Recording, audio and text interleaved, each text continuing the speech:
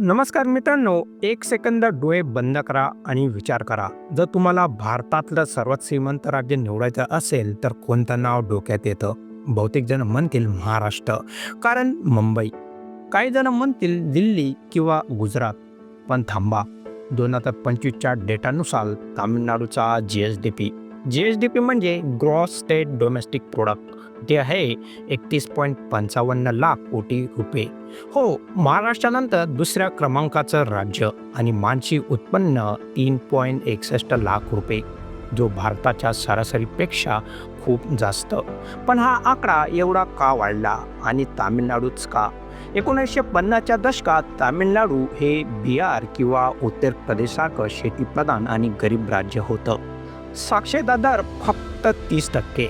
पण आज 90%पेक्षा जास्त साक्षरता, शहरीकरण 60% आणि ऑटोमोबाईल्सपासून IT पर्यंत सगळ्या क्षेत्रात आघाडी.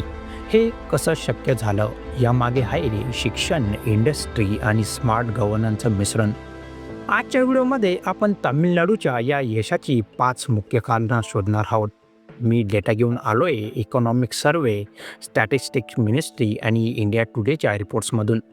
चला इतिहासपासून सुरू करूया आणि पाहूया तामिळनाडूने ही झेप कशी घेतली. पहिलं कारण इतिहास आणि सामाजिक क्रांती. चला मित्रांनो, टाईम मशीनमध्ये बसू आणि थेट 1950च्या तामिळनाडूत जाऊ. तेव्हा तामिळनाडूचं नाव होतं मद्रास स्टेट. शेती हाच मुख्य व्यवसाय आणि गरिबी इतकी की साक्षरता दर 30%च्या खाली. पण मित्रांनो, तामिळनाडूचा इतिहास फक्त शेतीपुरता मर्यादित नाही. प्राचीन काळात चोळ साम्राज्याने दक्षिण पूर्व आशियाई व्यापार केला. मसाले, कापड आणि रत्न यांचा व्यापार. ब्रिटिश काळात मद्रास म्हणजे आत्ताचं चेन्नई हे एक मोठं बंदर होतं. पण स्वातंत्र्यानंतर तामिळनाडूची खरी क्रांती सुरू झाली. 1960च्या दशकात 1967मध्ये DMK, द्रविड मुनेत्र कळघम यांचं पक्षाचं सरकार आलं. त्यांचं नेतृत्व करत होते CN अण्णादुराई आणि नंतर करुणानिधी. त्यांनी सामाजिक क्रांती घडवली. काय केलं त्यांनी? सर्वात मोठा बदल होता शिक्षणात. प्रायमरी स्कूल्सपासून ते कॉलेजपर्यंत शिक्षण सर्वांना उपलब्ध करून दिलं. आज तामिळनाडूची साक्षरता 90%पेक्षा जास्त आहे आणि हा आकडा राष्ट्रीय सरासरीपेक्षा खूप जास्त. आता एक छोटी स्टोरी सांगतो. 1970च्या दशकात तामिळनाडूत मुलींसाठी शिक्षणावर खास लक्ष दिलं गेलं. गावोगावी शाळा उघडल्या आणि मुलींना स्कॉलरशिप दिल्या. याचा परिणाम आज तामिळनाडूत महिलांचा वर्कफोर्समधला सहभाग हा भारतातल्या इतर राज्यांपेक्षा जास्त आहे. IT आणि मॅन्युफॅक्चरिंगमध्ये तुम्हाला तामिळनाडूतल्या महिला मोठ्या प्रमाणात दिसतील. याचं कारण आहे द्रॅविडियन मुवमेंट. जस्टिस पार्टी आणि DMKनं जाती आधारित भेदभाव कमी केला आणि सर्वांना शिक्षण, नोकरीच्या संधी दिल्या. आर्थिकदृष्ट्या 1991च्या लिबरायझेशन नंतर तामिळनाडूने मोठी झेप घेतली. परदेशी गुंतवणूक म्हणजे FDI आली. फोर्ड, ह्युंडाई आणि निसनसारख्या कंपन्यांनी चेन्नईत कारखाने उघडले. आज चेन्नईला डेट्रॉइट ऑफ इंडिया म्हणतात, कारण भारतातल्या 40% गाड्या येथे बनतात. आपण डेटा पाहू. 2024-25मध्ये तामिळनाडूचा GSDP ग्रोथ 11.19% होता, जो गेल्या 14 वर्षातला सर्वात जास्त. मानवी उत्पन्न तेलंगणा आणि कर्नाटकनंतर 3ऱ्या क्रमांकावर, आणि हे सगळं शिक्षणामुळे झालं.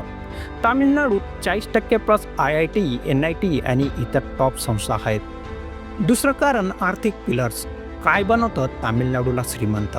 आता आपण खऱ्या प्रश्नाकडे येऊया. तामिळनाडूची अर्थव्यवस्था इतकी मजबूत का आहे? याचं उत्तर आहे 3 पिलर्स: मॅन्युफॅक्चरिंग, IT सर्व्हिसेस आणि ॲग्रिकल्चर. चला एक एक करून पाहूया. मॅन्युफॅक्चरिंग भारताचा पॉवर हाऊस. तामिळनाडूच्या GSDPच्या 37% मॅन्युफॅक्चरिंगमधून येतो. आता 1 मिनिट थांबा. 37% म्हणजे काय? याचा अर्थ असा की तामिळनाडू हा भारताचा मॅन्युफॅक्चरिंग हब आहे. कोइंबतूर आणि तिरुपूर हे टेक्सटाईलचे गड. तिरुपूर एकटं भारताच्या 90% नीटवेअर निर्यात करतं. तुम्ही जी टी-शर्ट वापरता, घालता, त्यातली बरीचशी तिरुपूरमधून येतात.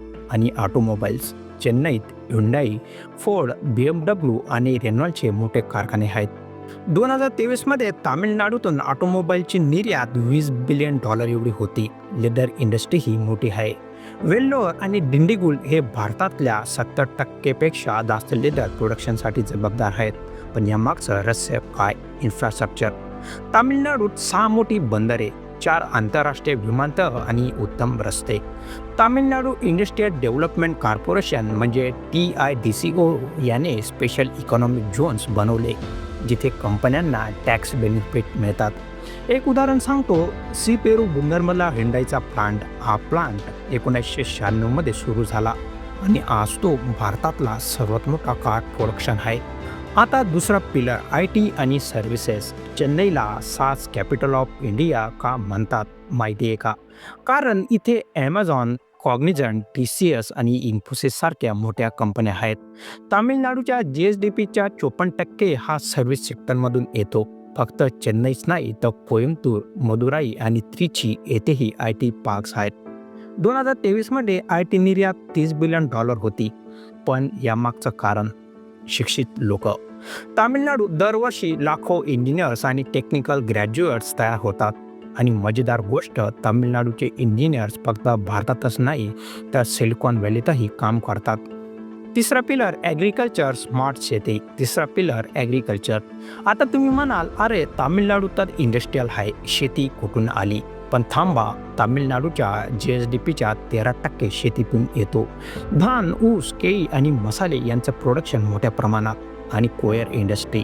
सलेम आणि कोइंबतूरमधून कोयर प्रोडक्ट्स जगभर निर्यात होतात.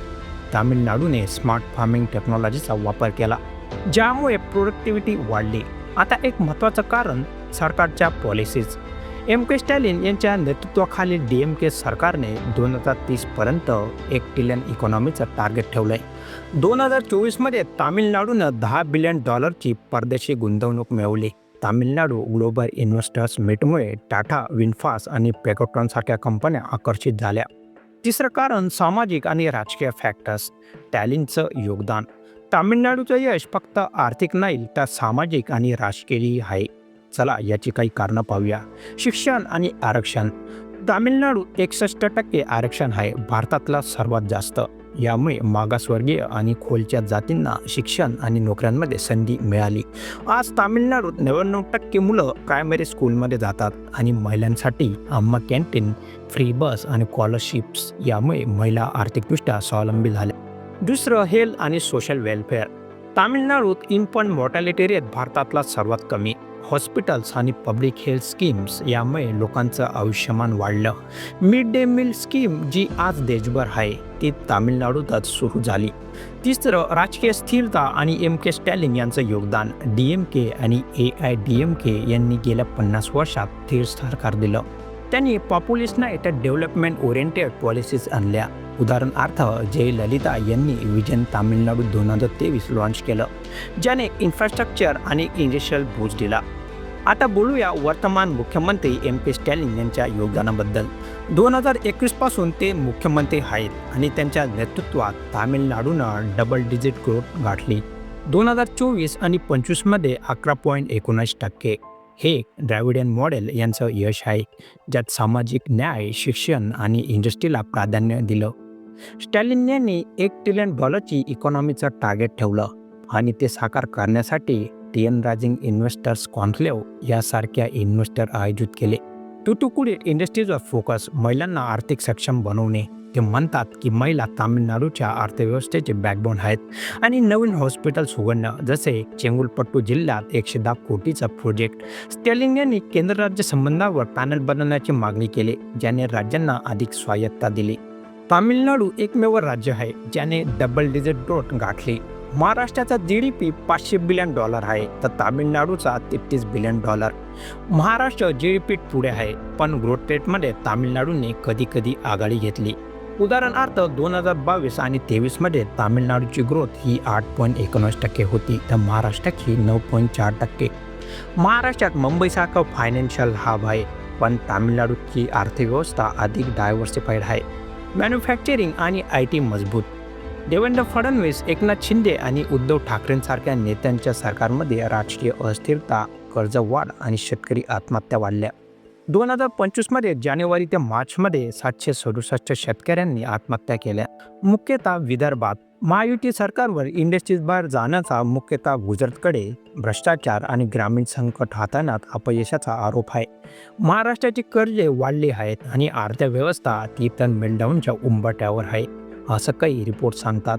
स्टॅलिनसारखे नेते ग्रोथवर फोकस करतात, तर महाराष्ट्रात राजकीय ड्रामा जसे EMV आणि BJPच्या आरोप प्रत्यारोप जो विकासाला अडथळा आणतो.